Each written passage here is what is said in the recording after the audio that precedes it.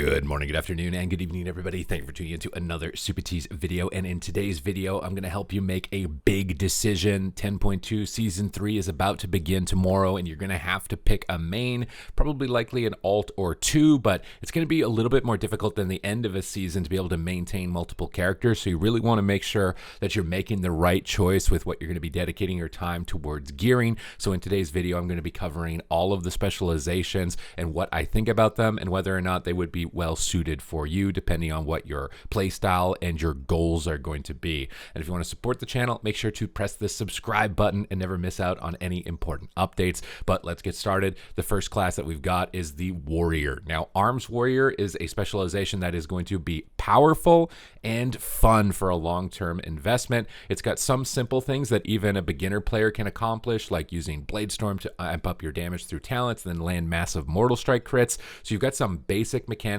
that immediately let you start seeing some success, but you've got some other higher skill cap abilities like Shockwave and Stormbolt and Intervene that is going to enable a skill capped player to feel like they have room to grow. So if you want a monster that's going to be powerful, has a couple of simple elements and the ability to grow, and you want to play a melee DPS with a little bit of support focused on sustained damage, Arms Warrior is definitely going to be the pick for you, and I would recommend it in this scenario.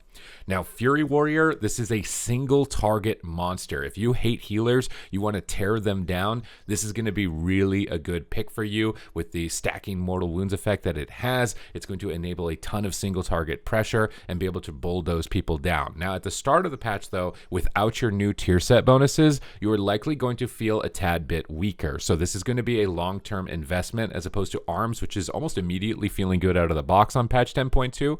You're going to want to wait for this one till you get your tier set bonus before you absolutely walk it off, which is what I would recommend to you, because I think Fury is likely going to maybe jump up a few paces above Arms once you get to that set bonus, because it just unlocks all of your powerful cooldowns. So if you want a single target monster that just tunnels people into the dirt and is a lot more simple than Arms Warrior and a little bit more basic for a beginner player, this is going to be the pick for you on the Warrior class. Would definitely recommend it over Arms as a beginner. And you're going to have a similar level of growth with the utility that it has, but the damage rotation basically for Arms Warrior is a little bit more high maintenance than Fury Warrior. Now, Protection Warrior, surprisingly, the tank specs, if you're looking to go into Battlegrounds and even possibly Solo Shuffle, are looking really good. Like, all the tank specs are doing a monstrous amount of damage. Prot Warrior is probably one of the highest DPS options that you could do for the Warrior class. So I would definitely say it's not that bad, honestly. In my prediction tier list, I think I gave it a little bit lower of a ranking, but it is going to be doing a lot of damage moving forward into 10.2, and it is one of the more basic tanks if you want something a little simpler. Moving into the Hunter class, man, all of the classes are really eating in 10.2. Like, look at Warrior right there for an example, but Hunter is also going to be eating. Now, Marksmanship Hunter, this is a class that is likely fun just because it's powerful. Its damage rotation is very simple. The skill cap for Hunter is going to come in landing your traps, whether they're tar traps or freezing traps, aiming them, predicting movement of your opponents. That's going to be where the skill cap is for basically all of the Hunter specs. But I would say for Marksman, your rotation is honestly even in some cases simpler than Beast Mastery, but you're going to really notice the power of it on 10.2 because you're just doing monstrously huge crits. You're one of the few specializations that can just bulldoze anything in the game. So if you're somebody who just likes to abuse power and you don't necessarily care about something being complex enough for you to aim towards mastery, Marksmanship Hunter is going to be really hitting that on the nail for you in this patch, but you do have a little bit of skill cap development with the freezing trap and tar trap mechanics. Now, Beast Mastery Hunter, this is another one that's similar to Fury Warrior, is going to be a little bit simpler, more basic, just tunnel visioning down onto one target, although you do have Barbed Shot to spread bleed, so if you want like a multi-dot playstyle, you actually can get that out of Beast Mastery Hunter. And in this patch, you're just going to be summoning metric tons of pets, and your set bonuses are going to enable that even further. Much like Fury, you probably want to wait with Beast Mastery until you get your set bonuses before you write it off in terms of its power. But Beast Mastery is going to be a lot more simple. You're probably going to get bored of it faster, but if you're looking for something to just log on, have some good fun, you're just a beginner PvP peer, then Beast Mastery Hunter, I think, is going to feel really good for you. Now, Survival Hunter, surprisingly strong sleeper spec. I played it last patch to 2400 and actually really really had a good time with it. It's a very strategical specialization because it's both a melee hybrid melee ranged class, which has to deal with the mechanics that melee deal with, but also can access some advantages from range. I really like the harpoon on this specialization for PvP because it allows you to root your target guaranteed to secure your freezing trap, which makes it a little bit easier and a little bit more fun. It's almost like you're Spider-Man, just like flinging around, web slinging around the map. So if you want a strategical playstyle, survival is also going to have at least a decent amount of power in this patch. I think with the new set bonuses, Fury of the Eagle is likely coming into play as a new talent, which is going to function like a pseudo Fists of Fury from Windwalker monks. It's a really well-rounded class, but this is one where you may not feel the power up front like Marksmanship Hunter, and it's a little bit more complicated. So you really want to go into this with the investment of like, I really like this role in this playstyle of Survival Hunter, of ducking around strategically, of in and out of melee and ranged and picking my moments before you want to go for it. It's not going to be dirty power fun, I think, for survival. For the mage specializations, we're looking at Frost Mage. So far, I've had a lot of fun on Frost Mage. I think that its overall damage is really good. Unfortunately, you don't have any really exciting tier sets to look forward to. It's just going to be a little bit more glacial spike damage, and likely, if we are going for the set bonus, is going to be pigeonholing you into that build, unfortunately. But Frost Mage is going to play as you would want Frost Mage 2. It's going to snare melee DPS, absolutely make it a nightmare for them. So I would definitely recommend that if you hate melee DPS in PvP. Frost Mage is going to be your go-to specialization for that. It's a really simple damage rotation. You can play Ice Lance builds where you're mostly only using instant casts with Frozen Orbs, Blizzards, and Ice Lances. So if you want that beginner play style, you can advance into Frostbolt builds and then into more advanced builds like Glacial Spike, where you're going to be casting more. So you've got nice room for growth with a nice base start as a beginner, which I really do like for the spec. And if you just want to troll melee DPS, this is going to be your go-to. Fire Mage, this is all instant cast damage. It's really easy and accessible because of that. You're just lobbing out Fire Blasts and Pyroblasts and Phoenix Flames and just tearing into people, comboing them together for massive crits, and it makes it really easy. The difficulties with this is that you have to run the Honor Talent Glass Cannon, which makes you really squishy. So the damage rotation is easy to pull off, but defensively and staying alive can be difficult. So if you want something that's perilous, where you're just pumping out big numbers, but also a little bit worried about going down at any moment, you want that level of intensity in your play, Fire Mage is going to be a really good fit for that type of playstyle. It's likely going to be decently strong overall in PvP, but especially in things like Rogue Mage, which I think are anticipated to be one of the best compositions in the game. And finally, we have Arcane Mage. Now, I found this specialization a little bit more frustrating, as you only really have one school of magic, with Arcane Missiles and Arcane Surge likely getting interrupted a lot. So you've got to get really good at faking your interrupts, but you get a huge amount of mobility on this class. So pretty much, period, you control a lot of melee DPS, and Arcane, I just said Frost Mage might be your number one. Arcane actually might be your number one for trolling melee, but a little bit more difficult, a little more active and less passive than Frost Mage in terms of controlling them. It's definitely the most advanced specialization of all the mages, mostly because of the necessity to fake your interrupts. I think in Arena, it's likely to feel really powerful, but in Battlegrounds, where you can get spam interrupted or dogpiled on, it's going to get a little bit more frustrating in those scenarios, but it's going to be just a single target cannon of damage, much like Fury Warrior, but more complicated, obviously. So definitely decent overall. For Rogue, honestly, Rogue is being slept on this patch. Subtlety Rogue in particular, I think could be voted maybe the best spec in the game. The amount of burst damage it's got now with Gormaw's Bite and the introduction of new talents and abilities, but it's a specialization that if you don't play it a very particular way, you're not going to see success in PvP. So you're going to have to study up, you're going to have to analyze the gameplay, your rotation, maximize your performance on it before you jump into PvP, because otherwise you're going to be miserable. And I come from my own personal experience. I tried to make it work with how powerful I've seen it. If you don't know what you're doing, it is not going to feel powerful. So you got to spend some time with the specialization. But once you figured it out, it is definitely going to reward you for figuring it out, but it is basically a one playstyle gameplay, which I didn't honestly like. If you're not playing towards the script that it's got with your setups, you're really not going to get a lot done, unfortunately.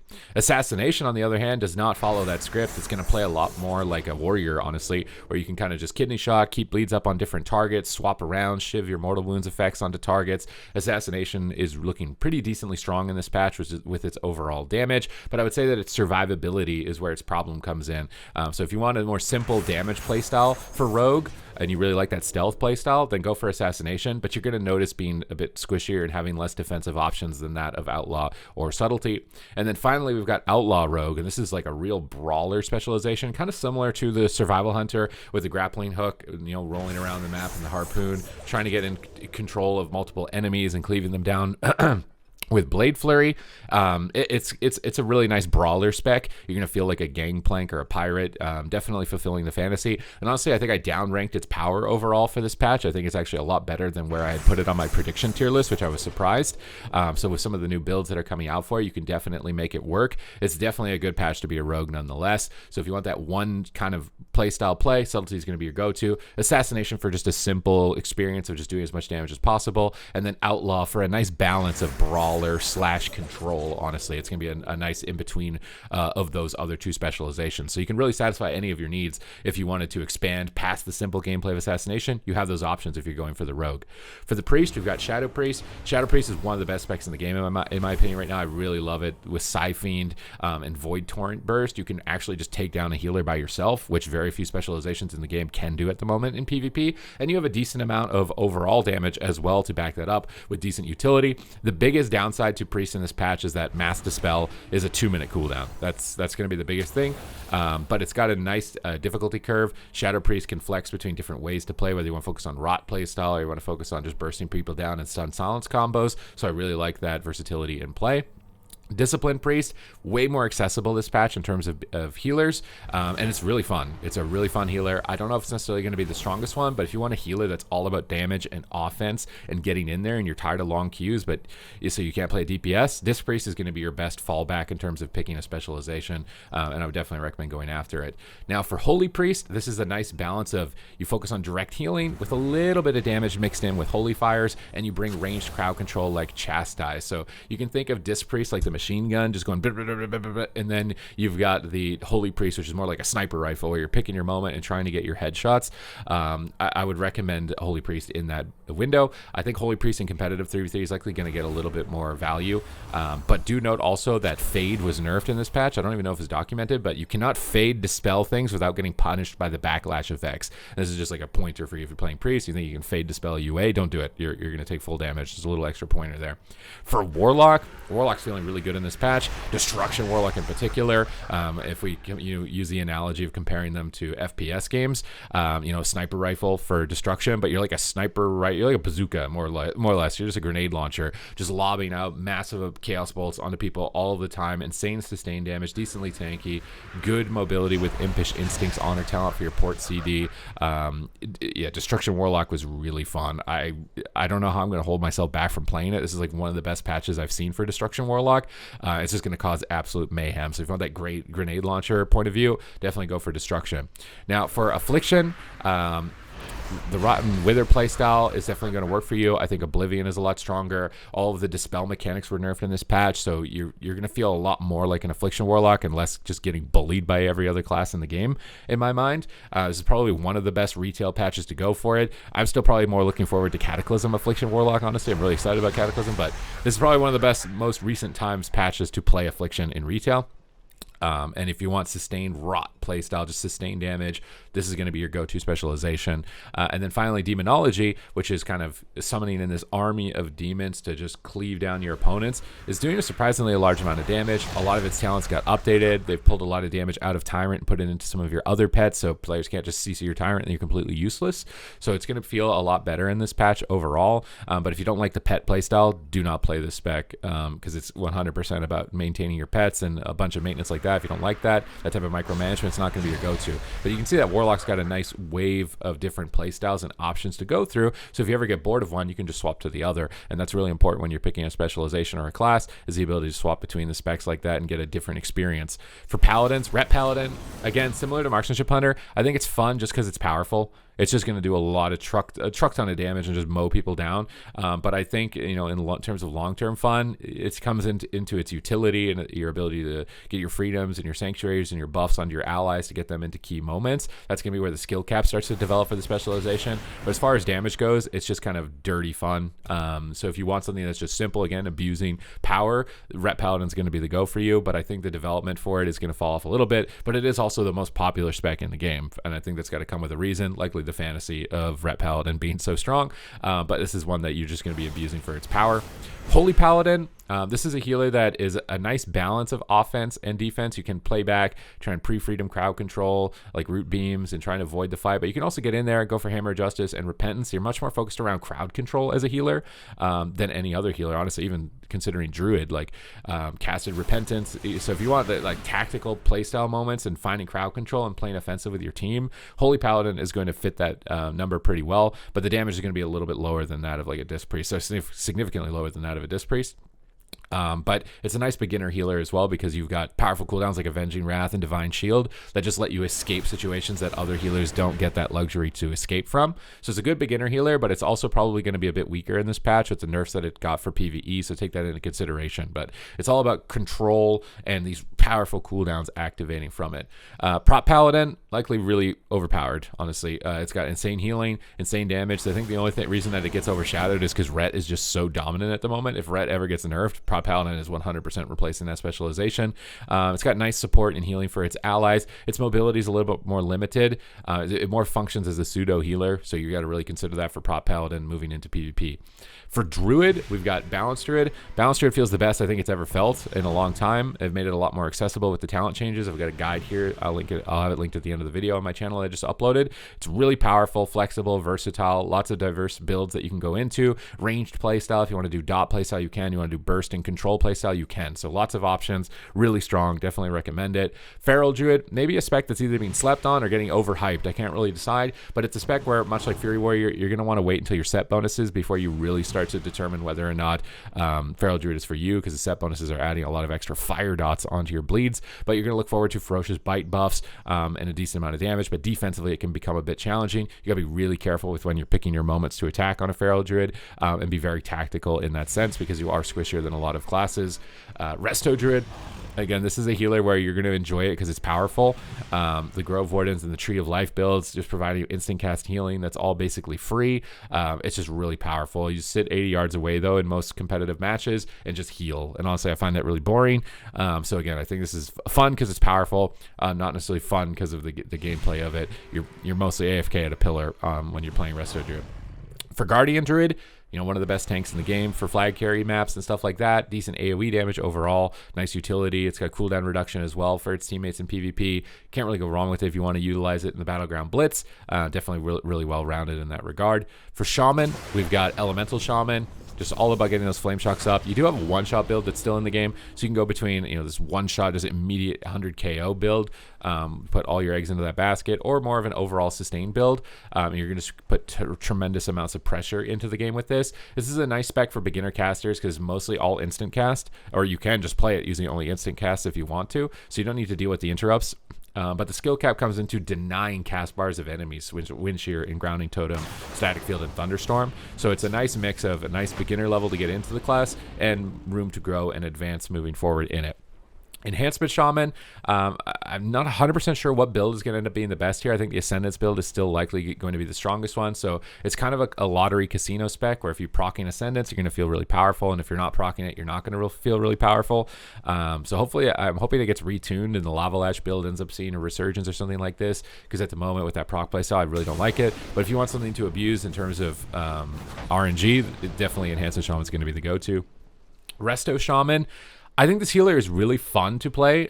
It's all about just shutting down enemy casters and being really annoying to them while trying to stay a safe distance. But its power, I don't think, is there comparatively to some of the best healers like Resto Druid or Mistweaver Monk at the moment. I think you're going to notice that power disparity. So if you're picking Resto Shaman at the moment, I think it's because you're picking it for the underdog role. Similar to Fury Warrior, though, you're likely going to wait for your set bonuses that buff up your Riptide healing. That's going to be a very important component to likely making you more competitive. So it does get a little bit better into the future. Also, this is a spec where I don't see it getting nerfed, so if changes come through, this might be a better long-term investment. For Monk, we've got Mistweaver Monk. You can play a Fist Weaving playstyle, you can play a Caster playstyle out in the back, so if you want to get in their face, be super annoying, do a lot of damage, you can do that. If you want to just play passively and heal, you've got the options to do that. So a nice flexibility between play styles in this patch. It's got insane throughput, again, much like our Marksman Hunter. I think if you're playing this, you're abusing it mostly for power and less for fun, unless you really enjoy the Fist Weaving playstyle. But the casted Mistweaver can get definitely a lot more boring, similar to Resto Druid, where you're not really getting too involved. it's a decent pick overall. I've not personally been drawn to it, so I've got a bit more of a negative bias towards it. It's probably going to be one of the specializations that I end up checking out last. For Windwalker Monk, though, however, Windwalker Monk is going to be doing a lot of damage. It's, again, just insane throughput. The skill cap for this is going to be your ability to choose when you want to attack and choose when you want to run away. You got to make sure that you've got your Transcendence portal in a good location to escape, because if you overextend, you're going to get punished on it. It's going to be really punishing. But you have tons of defensive cooldowns. You can just run in there, ram your cooldowns through, and go immune to damage with Karma and Diffuse and Dampen Harm, and then just portal out of there when you're running out of cooldown. So if you want a playstyle like pinpointing your perfect moment to attack, it's definitely going to deliver on that. It's going to be a nice carry specialization, but it is a lot more complicated than the other specializations. So not as beginner friendly in my mind. Brewmaster Monk, just basically a tankier version of Windwalker Monk that does a little bit less burst damage. Nice little bruiser specialization. All the tank specs are actually insanely powerful at the moment. Definitely one of the best for Arena, at least. For Battlegrounds, though, I'm not sure on it 100%. You're probably just going to be as annoying as possible and just spinning flags for the most part. Havoc Demon Hunter, we're going to go to a different class here. We'll go over this one. Havoc Demon Hunter, it's doing the most damage of like any class in the game. There's multiple builds I've seen for it. Lycian Decree doing 300,000k crits. I've been running an I-Beam build for a little bit more sustained damage overall. So it's got a nice flexibility and options in that regard. It's really fun to play. It's just, again, this is one that's like, it's fun because it's powerful type of deal.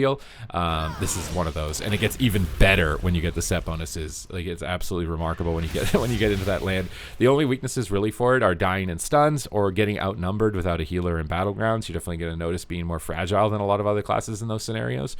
But when you're appropriately backed up, Havoc Demon Hunter is just an absolute beast when it comes to PvP, and has a nice room for growth with the different plethora of crowd control effects that it has and defensive utilities that it can provide to its teammates through things like darkness.